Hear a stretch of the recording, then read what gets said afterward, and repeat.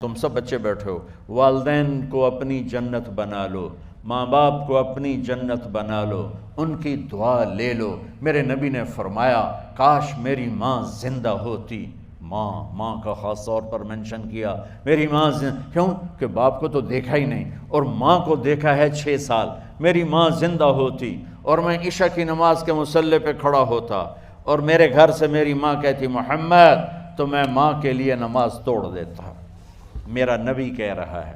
اور جب آپ حج پہ تشریف لے گئے اور ابوا کے میدان سے گزرے جہاں میرے نبی کی والدہ کا انتقال ہوا تھا، اس بات کو 57 سال گزر چکے ہیں۔ 6 برس کی عمر میں مدینہ سے نکلے 3 افراد، میرے نبی کی ماں، میرے نبی کے والد کی باندی ایمن، وہ بھی ماں ہیں، انہوں نے بھی دودھ پلایا تھا میرے نبی کو۔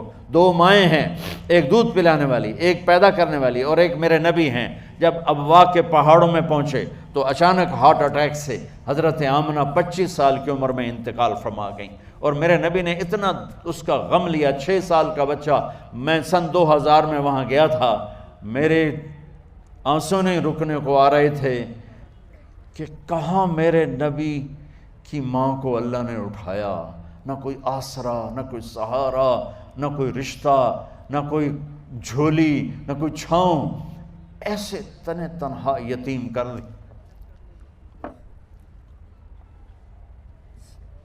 جب ان کو پتھروں میں دبا کے نیچے اترے، ایمن کو سے ہاتھ چھڑا کر بھاگے اور اوپر پہاڑی پہ چڑھ گئے۔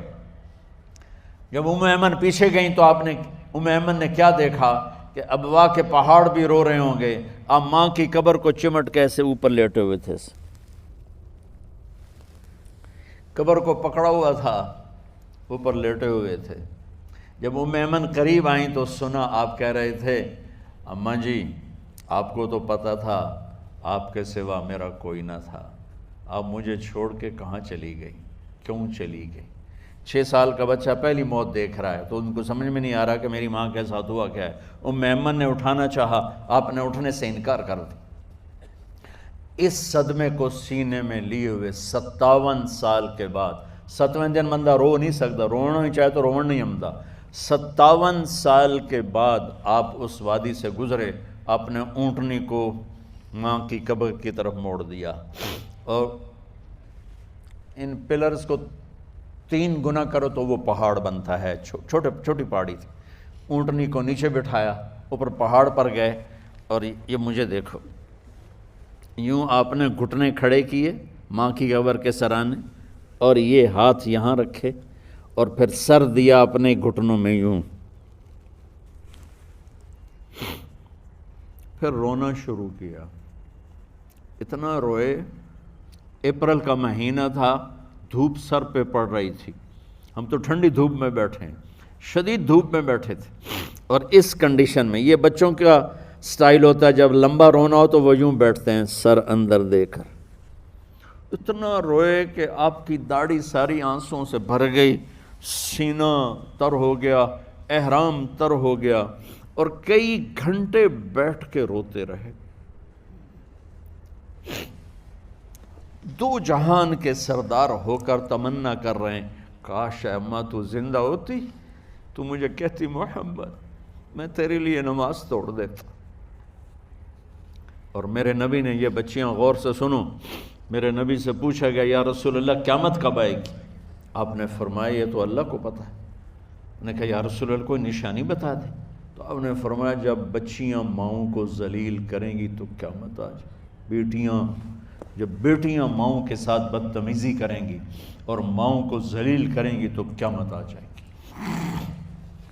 ایک ماں بیٹی کو میں بھول نہیں سکتا، ماں کے موٹے موٹے آنسو گر رہے تھے، اور بیٹی ماں سے کہہ رہی تھی بھوک نہیں، ہماری اپنی پنجابی زبان، بھوک نہیں، اوئے ہوئے ہوئے ہوئے، یہ تو ہم نوکر کو کہتے ہوئے ڈرتے ہیں، وہ ماں سے کہہ رہی تھی بھوک نہیں، یعنی بکواس نہ کر، رو آگے چپ، صرف آنسو اس کے گر رہے تھے ایسا۔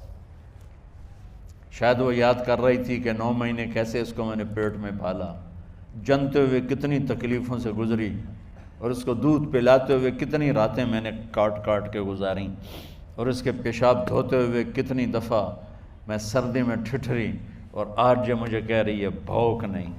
اس لیے میرے نبی نے فرمایا جس نے ماں باپ کو دکھ دیا، سنو غور سے بچوں سارے سنو، جس نے ماں باپ کو دکھ دیا اس پہ اللہ کی لعنت، اس پہ فرشتوں کی لعنت، اس پہ زمین آسمان کی لعنت، نہ ان کی نماز قبول ہے، نہ روزہ قبول ہے، نہ صدقہ قبول ہے۔ میرے نبی کی زندگی کا دوسرا روپ حقوق العباد، نماز حقوق اللہ میں آ جاتی ہے، میں حقوق العباد کی تھوڑی سی وضاحت کر رہا ہوں۔ ماں باپ زندہ ہیں تو دعا لے لو۔ والدین سے کہتا ہوں بچوں کو عزت دو، جہاں اولاد ماں باپ کے حقوق ہیں وہاں اولاد کے حقوق ہیں، اولاد کو عزت دو، اولاد کو عزت دو، اولاد کو عزت دو۔ بہت سی اولاد کی نافرمانی کا ذریعہ ماں باپ بن رہے ہیں، سختی کر کے، زبردستی کر کے اور ٹھونس کر چیزیں نوکروں کی طرح سلوک کر کے۔ میرے نبی کے گھر میں جب بیٹی فاطمہ ملنے کے لیے آتی تھیں تو میرے نبی بیٹھے نہیں رہتے تھے، یا اب چیئر پہ بیٹھے ہوئے بی بی فاطمہ آ گئی، اب زمین پہ بیٹھے ہوئے ہیں بیٹی آ گئی، اب چارپائی پہ لیٹے ہوئے ہیں بیٹی آ گئی۔ میرے نبی کیا کرتے تھے؟ کھڑے ہو جاتے تھے، کھڑے ہو جاتے، ایک دم کھڑے ہو جاتے تھے، اور پھر کھڑے نہیں رہتے تھے، تیزی سے آگے بڑھتے تھے اور حضرت فاطمہ کا ہاتھ پکڑ لیتے تھے۔ یہ والدین غور سے سنو، حضرت فاطمہ کا ہاتھ پکڑ لیتے تھے اور ہاتھ پکڑ کے مجھے دیکھو یوں بوسہ لیتے تھے، بیٹی کا بوسہ لیتے تھے، پھر ہاتھ چھوڑتے نہیں تھے، ہاتھ پکڑے پکڑے لاتے لاتے لاتے ان کو چارپائی پر پہلے بٹھاتے تھے پھر خود بیٹھتے تھے۔ یہ باپ اور رسول ہو کر بیٹی کو یہ عزت دیتے تھے۔ پھر وہ جنت کی عورتوں کی سردار بنی، پھر وہ جنت کے سرداروں کی ماں بنی، پھر وہ اللہ کے شیر کی زوجہ بنی۔ تو والدین سے کہتا ہوں کہ اپنے بچوں کو عزت دو، عزت دو، عزت دو، عزت دو۔ پھر آپ سے زندگی کے بڑے فیصلے ہیں شادی۔ اب لوگ اکٹھے پڑھتے ہو لڑکے لڑکیاں، اپنی شادی کے فیصلے خود نہ کرو، اپنے ماں باپ کے حوالے کرو۔ اس میں شرافت بھی ہے، اس میں برکت بھی ہے، اس میں رحمت بھی ہے، اور اس میں والدین کی دعائیں بھی ہیں۔ کورٹ میرج کو ہوا نہ دو، boyfriend girlfriend culture ہمارا نہیں ہے۔ میرے نبی کے طریقے میں مرد اور عورت کا صرف نکاح سے تعلق ہے، اس کے علاوہ سب جہنم کی آگ ہے۔ اور والدین سے کہتا ہوں کہ اپنے بچوں سے پوچھ کے رشتے کرو، زبردستی مت کرو۔ میرا معاشرہ بہت سنگین قسم کے جرم کا شکار ہے، بچوں پہ مسلط کر دیتے ہیں، ایتھے ہی کرنی ہے، ایسے جٹائیں چی کرنی ہے، بٹائیں چی کرنی ہے، پتہ نہیں آئے کتوں ہیں جٹ بٹ۔ چلو تم ناراض نہ ہو، راجپوتائیں چی کرنی، میں راجپوت ہوں، میں اپنی قوم کو بھی رگڑ دیتا ہوں، راجپوتائیں چی کرنی، اگاں کرنی ہی کوئی نہیں۔ یہ ظلم و ستم اولاد پہ مت کرو، اپنی بچی سے پوچھو، اگر بیٹی ہاں کرے تو پھر قدم اٹھاؤ، اگر بیٹی کہہ دے میں نہیں کرنا چاہتی تو وہ نافرمان نہیں ہے۔ اللہ کے واسطے میری سنو، صرف تم نہیں سن رہے ہو، اس کیمرے سے لاکھوں کروڑوں لوگ سن رہے ہیں۔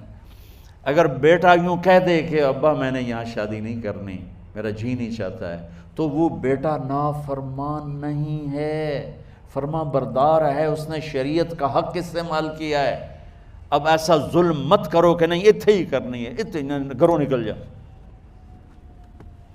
زندگی تم نے تو نہیں گزارنی، زندگی تو بچے نے گزارنی، میں قربان جاؤں۔ ایک حدیث سنو پہلے، پھر اگلی بات سناتا ہوں۔ ما تزوجت وما زوجت الا بوحی من السماء نزل به جبریل۔ لوگو سنو، میں نے جہاں شادی کی، میں نے جہاں بیٹی کی شادی کی، پہلے آسمان سے جبریل فرشتہ اللہ کا حکم لے کر آیا، پھر میں نے قدم اٹھایا۔ سمجھ گئے میری یہ بات؟ سمجھ گئے سارے؟ اب اگلی سنو۔ حضرت علی فاطمہ کا رشتہ لینے آ گئے، اور جبریل ان سے پہلے آ گیا کہ یا رسول اللہ فاطمہ علی کے لیے ہے۔ باپ محمد مصطفیٰ جیسا ہے، رشتہ مانگنے والا علی جیسا ہے، اور بیٹی فاطمہ جیسی ہے۔ اور آپ پوچھتے ہیں علی کیسے آئے؟ وہ شرم کی وجہ سے کچھ کہہ نہ سکے، چپ۔ آپ کو تو پتہ تھا، آپ نے فرمایا فاطمہ کے رشتے کے لیے آئے ہو؟ کہا جی۔ تو جبریل تنال بیٹھا ہوا ہے کہ یا رسول اللہ اتھے ہی کرنا ہے، آپ نے ہاں نہیں کی، آپ نے کہا انشاءاللہ، اور یہ کہہ کر اٹھ گئے۔ انشاءاللہ نبی کا ہاں ہی ہوتا ہے، لیکن جبریل کے آنے کے باوجود اور اللہ کے کہنے کے باوجود میرے نبی کو بھی پتہ ہے کہ یہ رشتہ یہاں کاتب تقدیر نے لکھ دیا ہے، لیکن امت کو سبق سکھانے کے لیے آپ گھر تشریف لے گئے۔ بیٹی فاطمہ کہ جی یا رسول اللہ، کہا علی کا رشتہ آیا ہے، میں ہاں کر دوں؟ سبحان اللہ۔ میں اپنے دیہاتی بچیوں پہ مجھے رونا آ گیا کہ جنہیں پتہ ہی نہیں ہوتا سانو کہیں نال بندے پہ جانور ہے یا انسان ہے۔ علی جیسا داماد، چلو علی کو چھوڑو، فاطمہ کو چھوڑو، جبریل آیا بیٹھا ہے، جبریل آیا بیٹھا ہے۔ اس کے بعد فاطمہ سے پوچھنے کی کیا بات ہے؟ جبریل آ کر کہہ رہا یا رسول اللہ، اللہ کہہ رہا ہے فاطمہ علی کے لیے ہے اور علی فاطمہ کے لیے ہے، اور پھر آپ کہتے ہیں بیٹی فاطمہ ہاں کر دو۔ ہماری تو آج کی بیٹیاں انکار نہیں کرتی، چپ کر کے گاں ماش طرح بن چھڑ دن کلے نال۔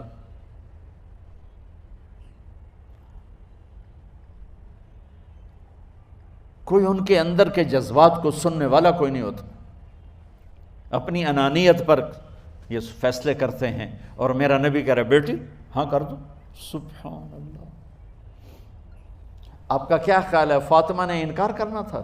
یہ تو یہ بیٹیاں نہیں انکار کرتی تو فاطمہ نے کہاں کرنا تھا؟ لیکن یہ سبق دینا تھا ان والدین کو جو نادانی میں نادانی کے فیصلے کر کے اولاد کو ہمیشہ ایک ٹھنڈی آگ میں دھکا دے دیتے ہیں۔ حضرت فاطمہ رضی اللہ تعالیٰ عنہا نے جب ہاں کی پھر آپ باہر نکلے۔ اچھا مزے کا واقعہ ہو، حضرت علی اٹھ کے باہر نکلے تو صحابہ باہر کھڑے انتظار کر رہے تھے کہ کیا ہوا۔ حضرت علی کو بھیجنے والے تھے عبد الرحمن بن عوف، پہلے ابو بکر گئے تو آپ نے انکار کر دیا، عمر گئے رشتہ مانگا، آپ نے انکار کر دیا۔ عبد الرحمن بن عوف نے علی سے کہا آپ جائیں، آپ کا رشتہ رد نہیں ہوگا۔ کہنے لگے میرا تو ذاتی گھر بھی کوئی نہیں، مجھے کہاں سے رشتہ ملے گا، میں تو بالکل غریب ہوں۔ کہا نہیں تم جاؤ۔ تو واپس آتے انہوں نے عبد الرحمن بن عوف پہ چڑھائی کر دی، وہ کیا ہے نا تو میں نے گلے آئی، انکار ہو گیا۔ تو صحابہ نے پوچھا کیا ہوا؟ کہا کچھ کہا ہی نہیں، چپ کر کے اٹھ گئے۔ تو عبد الرحمن بن عوف کہنے لگے کچھ بولے صحیح، کہ بس اتنا کہا انشاءاللہ، کہا تو مبارک ہو، نبی کا انشاءاللہ ہاں ہوتا ہے۔ کہا اچھا، تو اتنے میں آپ باہر تشریف لے۔ کہا علی، کہا جی، کہا لو بلاؤ، لوگوں کو بلاؤ۔ ساری مسجد بھر گئی، آپ کے ساری مسجد فل ہو گئی۔ آپ ممبر پہ کھڑے ہوئے علی کو سامنے بٹھایا، کہا لوگو یہ جبریل میرے پاس اللہ کا پیغام لائے ہیں کہ میں فاطمہ بنت محمد کا نکاح علی بن ابی طالب کے ساتھ کر دوں۔ پھر آپ نے خطبہ پڑھا اور کہا کہ علی، ہائے ہائے ہائے، میں نے فاطمہ بنت محمد کو 400 درہم مہر کے عوض تیرے نکاح میں دیا، تو نے قبول کیا؟ حضرت علی نے زور سے نعرہ لگایا میں نے قبول کیا، اور سجدے میں چلے گئے، اللہ کا شکر کا سجدہ ادا کیا۔ پھر میرے نبی نے وہیں سارے مجمع کو شہد کا شربت پلایا اور تازہ کھجوریں کھلائیں، اور پھر جب رخصتی ہوئی تو آپ نے حضرت علی سے فرمایا کہ آپ آ کے لے جاؤ۔ پھر آپ نے حضرت ام سلمہ، حضرت حفصہ اور جناب حضرت عائشہ رضی اللہ تعالیٰ عنہ، ان تینوں کو بلا کر فرمایا تمہیں پتہ ہے نا مجھے فاطمہ سے کتنا پیار ہے، تو تم فاطمہ کو دلہن بناؤ، اس کی تیاری کرواؤ، اسے دلہن بناؤ۔ تو ان تینوں نے حضرت فاطمہ کو دلہن بنایا۔ پھر آپ نے حضرت علی کو پیغام بھجوایا، وہ تشریف لائے، اپنی اونٹنی لے کر آئے، حضرت عقیل ساتھ ہے، سلمان فارسی ساتھ ہے، اور دروازے پر اونٹنی بٹھائی، آپ علی کو اندر لے گئے اور یوں فاطمہ کا ہاتھ پکڑ کے علی کے ہاتھ میں دے کر فرمایا علی تمہیں نبی کی بیٹی مبارک۔ سبحان۔ پھر آپ نے کہا میری بیٹی فاطمہ، مجھے اپنے خاندان میں جو سب سے زیادہ محبوب تھا میں نے تیرا ہاتھ اس کے ہاتھ میں دے دیا ہے۔ والدین سے کہتا ہوں اپنے نبی کی زندگی پڑھو۔ میرا درد ہے کہ ہماری ثقافت میں اسلام داخل نہیں ہوا، ہمارے عبادت میں اسلام آ گیا، بہت سارا مجمع مرد عورتوں کا نمازی ہے، حاجی ہے، عمرے کرتے ہیں، لیکن ثقافت میں نبوت کی جھلک دکھائی دے، ثقافت میں اللہ کا نبی دکھائی دے، وہ نہیں ہے۔ زندگی بیت گئی اس انتظار میں، مدت سے لگ رہی تھی لب بام ٹک ٹکی، تھک تھک کے گر گئی نگہ انتظار آج، پتہ نہیں کب صبح ہوگی۔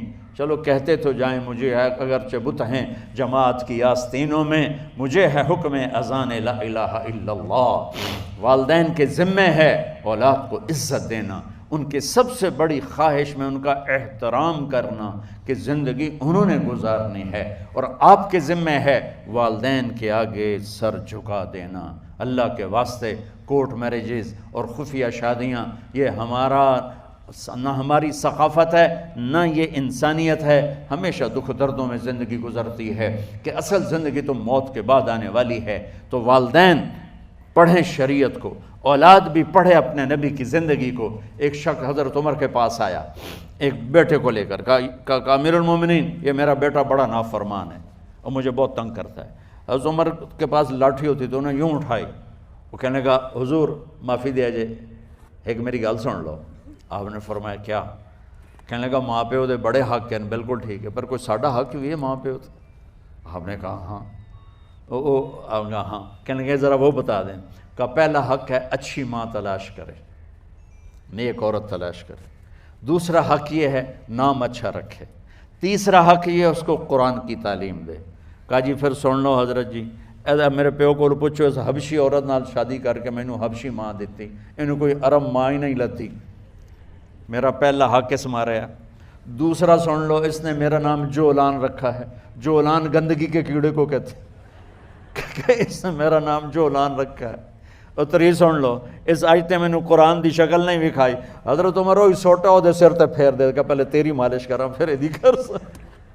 تو آج کے والدین بھی اپنی اولاد کے بارے میں بہت بہت بہت غافل ہیں، اور اولاد کا بھی حال یہی ہے، چونکہ ماں کیا ہے، باپ کیا ہے، اولاد کیا ہے، یہ شریعت، یہ قرآن بتاتا ہے، یہ میرے نبی کی زندگی بتاتی ہے۔